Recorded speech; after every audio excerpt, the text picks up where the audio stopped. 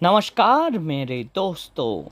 आज अपन नवरात्रि का जो तीसरा दिन होता है उसके बारे में जानेंगे और महाचंद्रघटा की कहानी जानेंगे। उनका जन्म कैसे हुआ, किस कारण से हुआ, कौन से राक्षस के वजह के कारण से जन्म हुआ, उसका रहस्य जानेंगे और क्या कथा है उसके बारे में जानेंगे। आप अगर चैनल पे नए आए हो तो सब्सक्राइब कीजिए, लाइक कीजिए, शेयर कीजिए।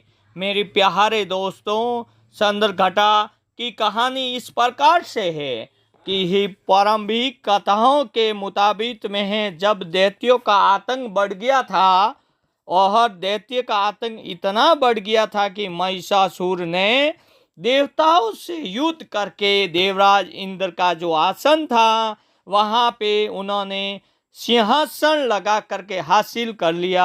महादुर्गा वे चंद्रघटा का अवतार हुआ।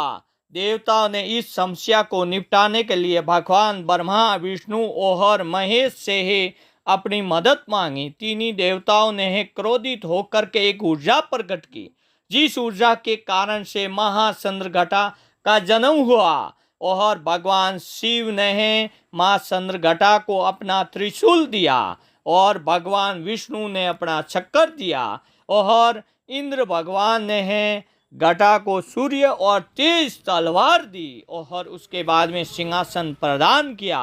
महाचंद्रघटा ने महिषासुर का वध करके देवताओं की रक्षा की। महाचंद्रघटा महादेवी का तीसरा वह नवदुर्गा का रूप है। नवरात्रि के तीसरे दिन में महाचंद्रघटा की पूजा की जाती है और महाचंद्रघटा के मस्तक में है एक घंटे के आकार का अद्रसंद और उनके चंद्रघटा देवी कहा जाता है। मां चंद्रघटा की ही तीसरी देवी हैं। मां चंद्रघटा की कथा इस प्रकार से है।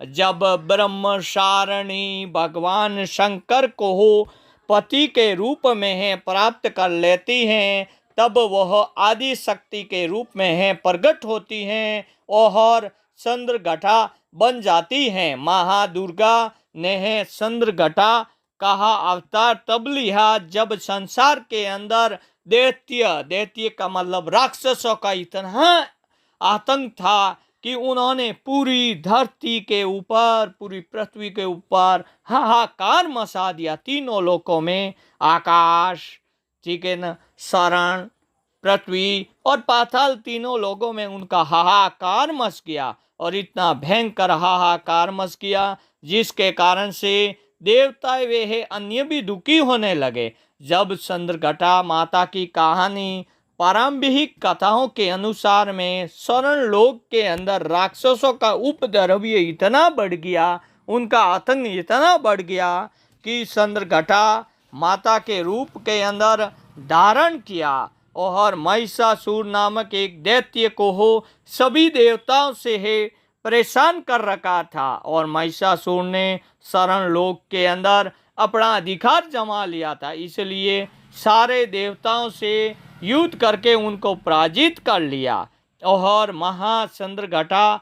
चंद्रघटा के अंदर महाचंद्रघटा का यह परम शांतिदायक वह कल्याणकारी, उनका कल्याणकारी जीवन था। और इनके मस्तक के अंदर एक घंटे के आकार का अर्धसीन था जिस कारण से उनको चंद्रघटा कहा गया।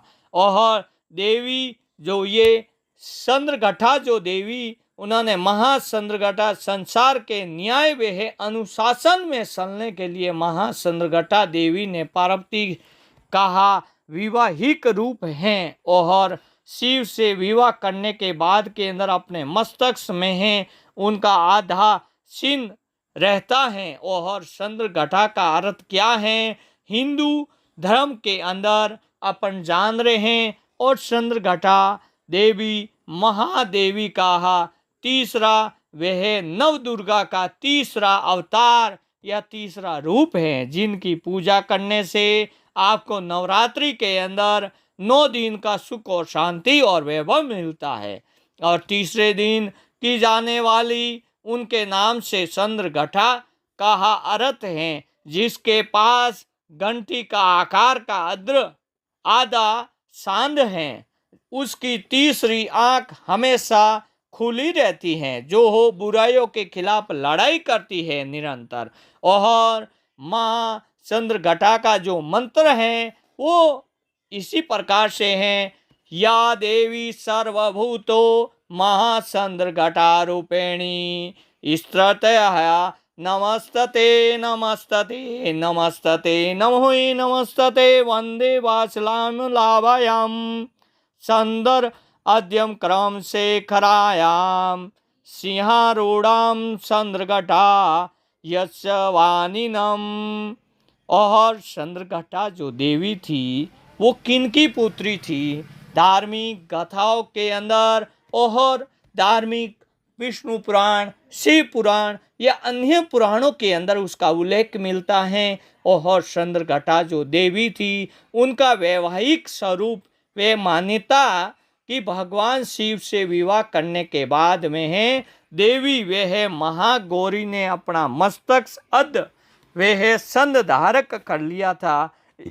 इस कारण से पार्वती को हो देवी कहा चंद्रघटा के रूप में है जाने लगा। और महाचंद्रघटा विशेष करके जो महाचंद्रघटा का प्रिय रंग होता है वो हो भूरा रंग उनको बहुत ही पसंद है। और महाचंद्रघटा की जो सवारी है वो शेर की सवारी है। 10 हाथियों में है कमल और कमंडल के साथ में अस्त्र शस्त्र सहित माथे पे अधशंद की ही पहचान है। और इनके कंठ के अंदर श्वेत पुष्प की मालाएं वह शीर्ष वह रतन जड़ित वह मुकुट विराजमान है।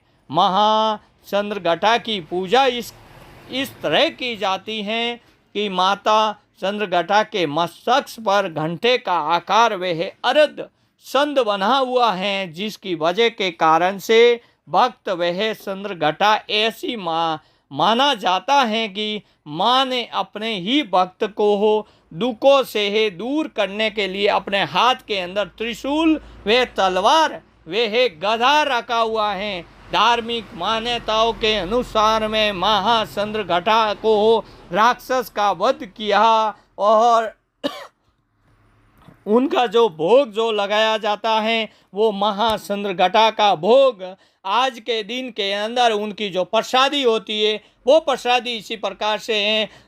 गाय का दूध से बनी हुई खीर का भोग लगाया जाता है। और कहते हैं कि माता रानी को खीर का भोग कोई भी लगाता है उसकी सभी मनोकामनाएं पूरी हो जाती हैं। और इसके अंदर खीर व मिठाई व अन्य देवी बहुत पसंद होती है। जीवन के अंदर सारे दुख होते हैं वो दुख दूर कर देते हैं। और महाचंद्रघटा का पीला रंग अर्पित है। माँ चंद्रघटा देवी को मिठाई वह दूध बहुत पसंद है।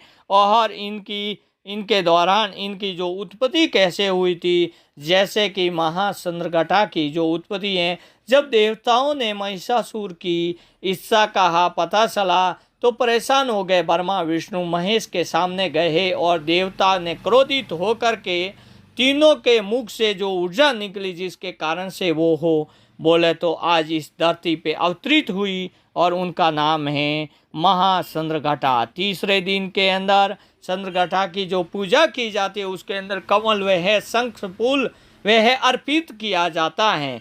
और चौथे दिन की पूजा विस्तृत रूप से बहुत ही जोरदार मानी गई है। और माता का जो मूल मंत्र है वो है नमस्तते नमस्तते नमस्ते नमो नमः, नमस्तते नमस्तते नमो नमः। नरवाहन मंत्र ओम ही क्लीम चामुंडाय विशेष नमः इसका जाप करें। और विशेष करके जो माँ को जो पीला रंग प्रसिद्ध है। और बीज मंत्र जो है चंद्रघटा का जो बीज मंत्र है वो 108 बार उसका जाप करना चाहिए। वो है ओ देवी चंद्रघटायो नमः, ओ देवी चंद्रघटायो नमः। इस प्रकार से आपको 108 बार जाप करना चाहिए। और मैंने जो जानकारी दी इसलिए दोस्तों मैं चाहता हूँ कि आप संतुष्ट होंगे। चैनल पे नए आए तो लाइक कीजिए, शेयर कीजिए, सब्सक्राइब कीजिए।